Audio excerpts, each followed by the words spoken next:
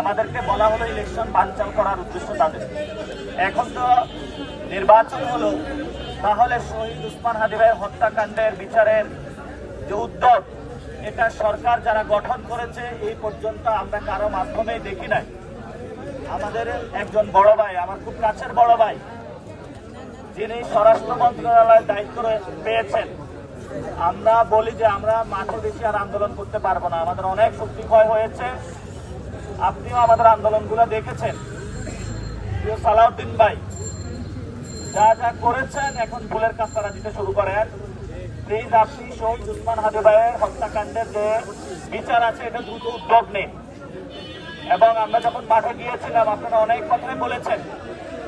এখন যেহেতু মন্ত্রণালয় পেয়েছেন, তাহলে দ্রুত গতিতে এই বিচারের আপনারা উদ্যোগ নেবেন।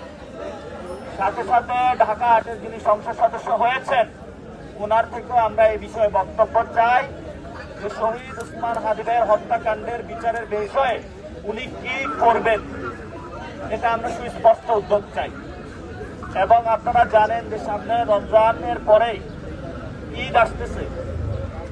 এই ঈদের সময় বিভিন্ন জায়গায় মানুষ চলাফেরা করবে, নৌ, সড়ক, রেলে। আপনারা জানেন রেলে অঢেল দুর্নীতি হয়েছিল।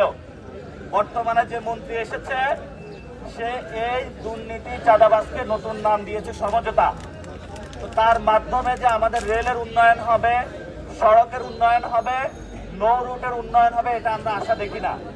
সে বাংলাদেশে চাঁদাবাজিকে স্বীকৃত দেওয়ার চেষ্টা চালাচ্ছে, হালাল করার চেষ্টা চালাচ্ছে। এর নয়ন রবিউল ইসলাম, সে খুনের মামলার আসামি, তাকে 3টা মন্ত্রণালয় দেওয়া হয়েছে। এখন আবার সে বাংলাদেশে হলে চাঁদাবাজিকে হালাল করার চেষ্টা চালাচ্ছে। আমরা পুরো বাংলাদেশের মানুষকে বলবো, এই রবি যে দুর্বসন্দি নিয়ে আসছে, নতুন করে মির্জা আব্বাসের সাম্রাজ্যের দায়িত্ব নিতে চাচ্ছে।